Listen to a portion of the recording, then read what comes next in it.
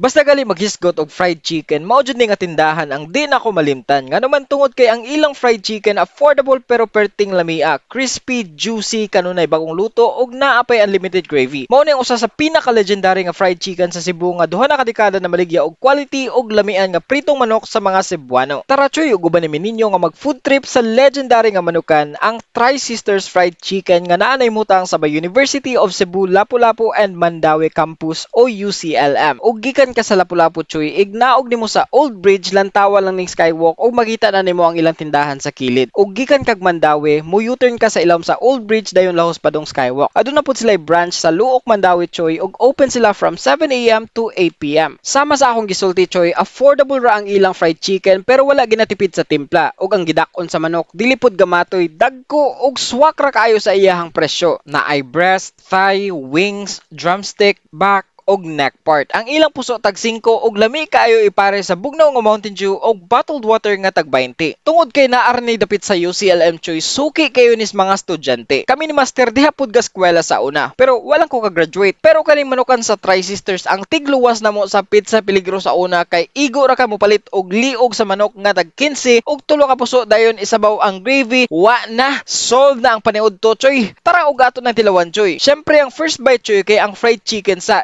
isa nato ituslob gravy. Aside sa gravy choy, naapoy suka og tuyo, alternative pod nga sausawan. Well, ang amo ra jong masulti, sukad pa sa una hantod karon, maura gihapon choy. Lami gihapon ang manok pa lang alone. Legit grabe ka crispy, grabe ka juicy, grabe ka tender, og ang texture sa chicken is something nga makadani, makalaway bitaw lang tawon. After sa manok lang, i-try pod nato ituslob sa gravy kay mausad ba ni ang usa sa nakapanahon sa Tri Sisters choy, ang ilahang only gravy nga ipangsabaw ra nas mga estudyante sa UC. Ay kabalaka choy, ingana sa dakong buhat sa una.